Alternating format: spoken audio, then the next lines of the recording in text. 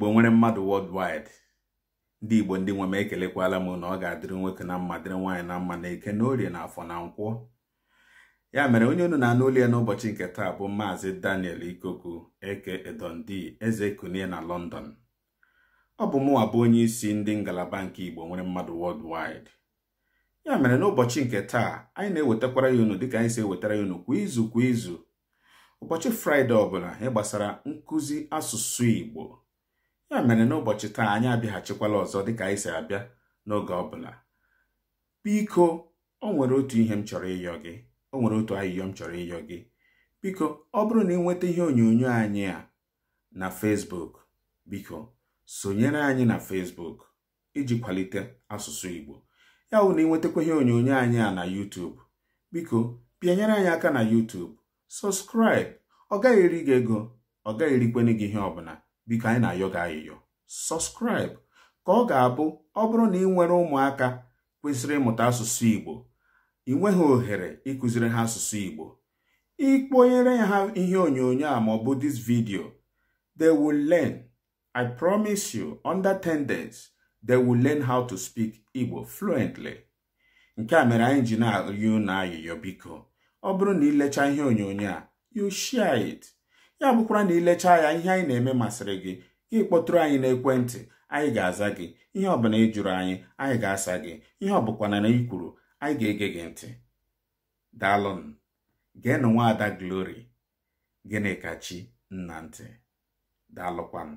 Ekele m unu, ọkwa mbụ Nwaada Nna Glory Gịnịkachi, onye nkụzi a mara na Igbo nwere mmadụ worldwide group. N'oge gara aga anyị mụọla ọtụtụ isiokwu dị iche iche. Eji m aka na ị na-aghọta ka si ekuzi ya nke ọma. N'ụbọchị nkịta anyị na-aga ileba anya n'akara edemede nke a kpọrọ punctuation marks. Abịa n'ihe gbasara akara edemede a, mụ na gị na-eji ya ekwu okwu ụbọchị niile, mana taa ị ga-aghọta nke bụ nke n'ime ha niile. Ndewo. Aga m edepụta nkọwa akara edemede na ngwụcha ka anyị nwee ike hụ ya. Ọ bụrụ na m edepụtacha ya ma akọwa ya. Ndewo.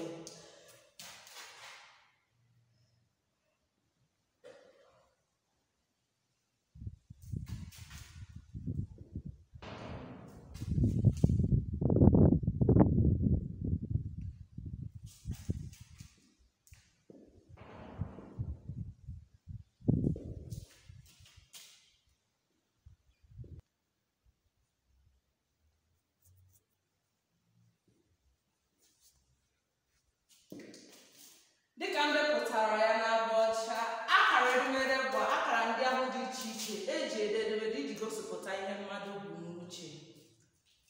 Chetakwa na agwara m gị na a ga na-akọwa ya n'asụsụ Igbo na asụsụ Bekee. According to Merriam-Webster, punctuation marks are those marks that are used in punctuation. The various standardized marks and signs used in writing are referred to as punctuation marks. Aga m edepụta akara edemede ndị nwere n'Igbo. Depụtakwa ya n'asụsụ Bekee ka nwee ike hụ. Nke mbụ bụ kpọm. Enwere nke mbụ kpọm.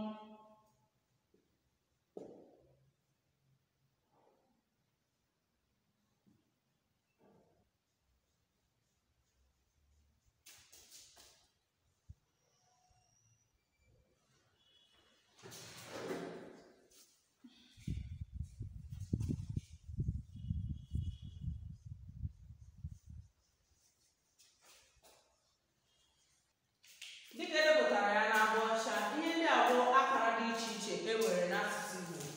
Nke mbụ bụ kpọm. Kpọm a na-akpọ ya full stop n'asụsụ Bekee. Lekwa ya kpọm. Enwere rịkọm, comma. We have the comma. This is the sign. Enwere kpọm kpọm. Kpọm kpọm bụ gịnị? Colon. Kpọm kpọm. Lee ya ka o si aga n'asụsụ Igbo. Lekwa nke mbụ kpọm, rịkọm.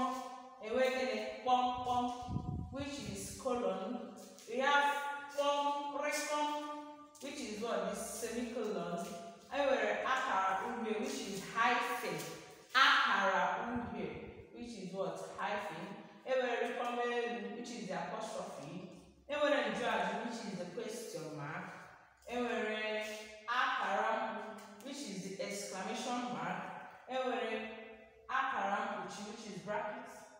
n'ime ebe a now, we have the brackets. Then enwerịkọm ngụ, which is quotation mark. A na-aga iji nwayọọ nwayọọ kọwaa ihe ndị a niile. Anyị na-aga ịkọwa ha n'ozuzu oke. A na-aga site na kpọm kọwaa. O nwekwara akara ndị ọzọ. Abịa bụ o nwere mgbe a ga na-ede ihe gị ihu akara dị taa. O nwere ndị ọzọ, e nwekwara nke dị taa. E nwere akara dị iche, mana anyị ga-ewere oke a ugbu a. Anyị na-aga ịkọwa ndị a ndewo. Nke mbụ bụ kpọm.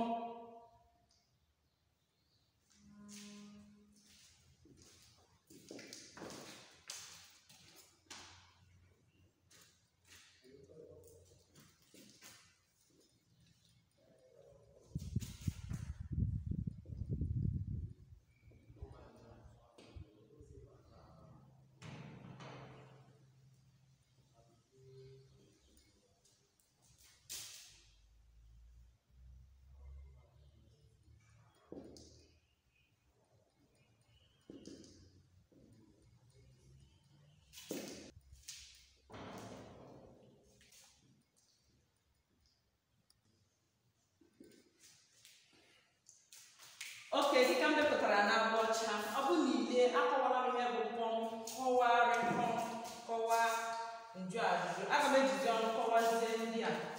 Abịa n'ihe gbasara kpọm, dịka ma full stop, a na-etinye ya iji gosipụta ngwụcha ahịrịokwu. At the end of a sentence, that's when we use full stop. Lekwa ọmụmatụ ebe a. Ọ bịara taa. He came today. He or she.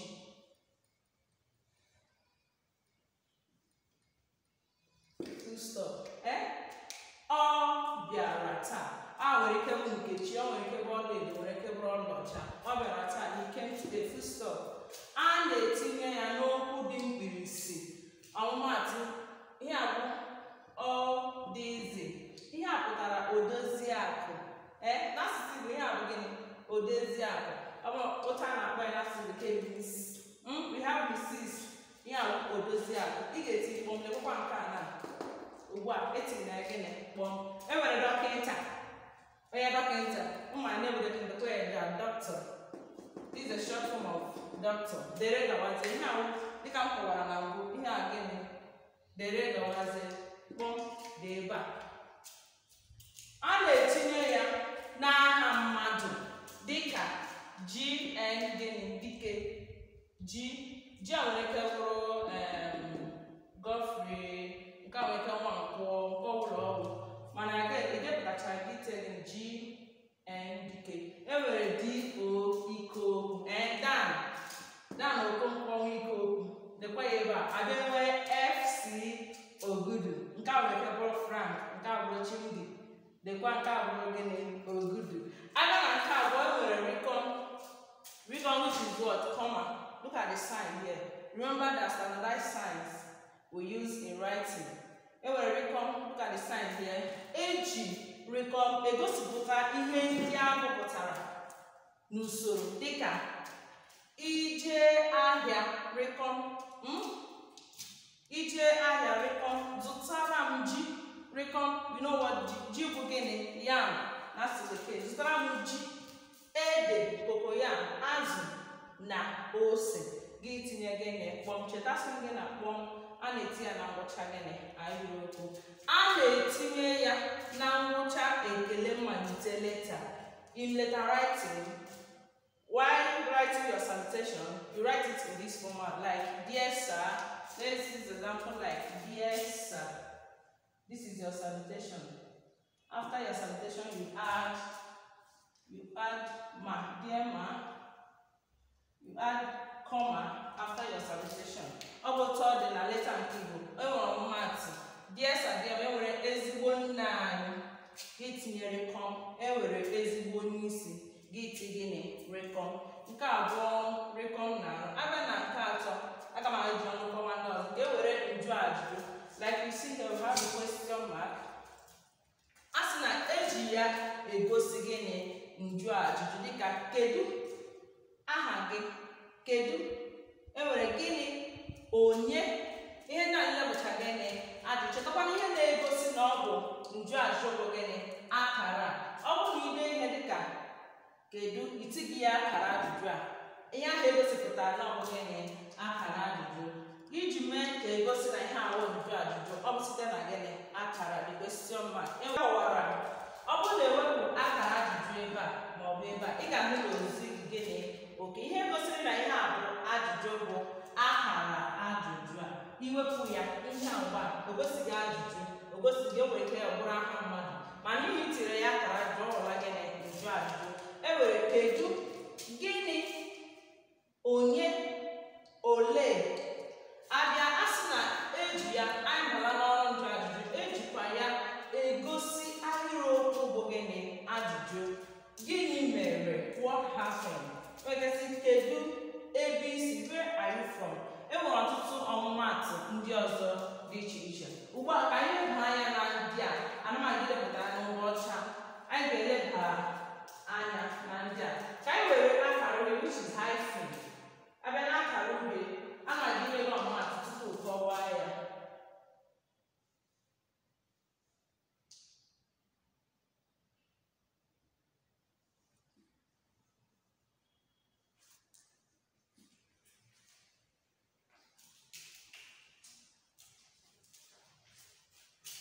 Abịa na ndị a dị iche iche, lee ọmụmatụ nke a. Abịa na akara ure, a na-eji egosipụta njikọ n'etiti ngwa na enyemaka ngwa. Ọ na-abịa, dịkwa ọ na-abịa, ọ na-esi nri. Nne m na-esi nri, na-esi nri, dịkwa ọmụmatụ abụọ. Ihe a bụ gịnị ngwa na enyemaka ngwa. Abịa na ndị ọkụ ga-ahụ ngwa, ị ga-ahụ gịnị na-esi, dịkwa enyemaka gịnị ngwa. Ọ na-abịa, dịkwa ihe abụọ bụ hyphen akara uhie. Ọ nwere ike bụ Nneka, o nwere ike bụ onye ọbụla, o nwere ike bụ nna nna. Ọ na-abịa. Nne m na nne m na-esi nri. Abịa na ewere akara mbụ exclamation mark. Abịa na exclamation mark akara mbụ, a na-etinye ya n'ahịrịokwu ọbụla bụ gịnị nke etiri mkpu dịka child, ewo.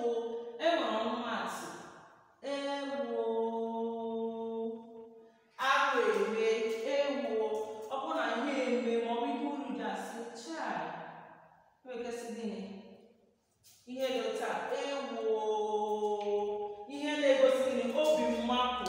Ọ bụrụ na mmadụ eme ihe, ọ bụrụ na asị mmadụ ihe dị otu a, onye dị otu a, ihe nwere taa, ewere gịnị akara gịnị akara gịnị mkpu, that's the exclamation mark.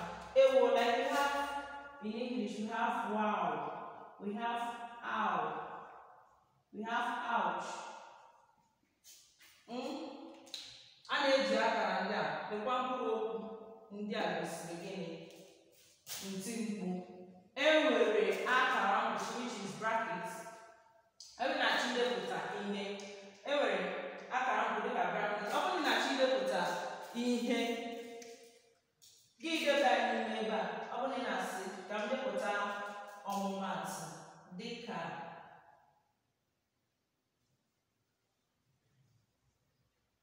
o nwere ihe ị ga na-akọwa. Ọ bụrụ na ị na-akọwapụta ihe dị otu ahụ, mgbe ị na-akọwa ya, o nwere ọzọ ị na-achọ itinye gịnị akara mkpuchi, gị kpuchie ya, depụta ya. Ọ bụrụ na ị kọwala ya, ị na-achọ inyekwu ọmụmatụ.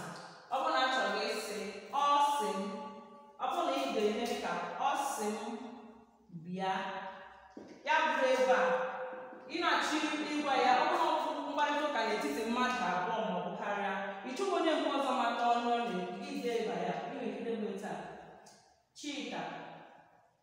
Agba, ọ bụrụ na Chideba na-akara mkpuchi, nwere ike dee Chika nga, onye agba bụ gịnị Chika. O nwere ọtụtụ ndị ọzọ dị ebe a. Akara mbụ dịka ọmụmatụ. Abịa na akara mbụ, ka were nke aka ikpeazụ recom which is quotation mark. Nke a na-adịkarị n'ime akwụkwọ nsọ. Abịa n'ime akwụkwọ nsọ, a na-ahụkarị ndị nka dị iche iche. Ọ bụrụ na a gasị Jizọs wee sị abịa kwuo ihe okwu. If you want to quote someone you want to go somewhere, we use this one mainly, the quotation mark, and this is the sign. My teacher said, my teacher said, give me pay, come tomorrow. Give me chair. Eva ka anyị ga-akwụsị n'ụbọchị gị taa. Mgbe ọzọ anyị ga-eleba anya n'isiokwu ndị ọzọ dị iche iche. Biko echefukwala ịjụ ajụjụ ebe gbaziri gị anya. Akọwala ihe akara edemede bụ. Agụpụtala mgbe gbakpọm dịkwa rịkọm kpọmkpọm kpọmrịkọm akara uhie rịkọm elu njụ ajụjụ enwere akara mkpu enwere akara mkpuchi enwere rịkọm ugwu n'ọtụtụ ndị ọzọ dị iche iche. Biko echefukwala ịkwado anyị kpọtara anyị ndị mmadụ ka ha bịa mụrụ asụsụ Igbo n'efu. Ọ bụ n'efu ka anyị na-enye gị ya. Biko bịa ka ị nụrụ ka ị nwekwana ike ịsa ajụjụ ebe isi. Biko chetakwana na kweku ya na-etinye na mgbụsị onye tụfuo asụsụ ya o tụfuola onwe ya. Ebe a ka anyị ga-akwụsị jụọ ajụjụ ebe gbagojiri gị anya. Ndewo.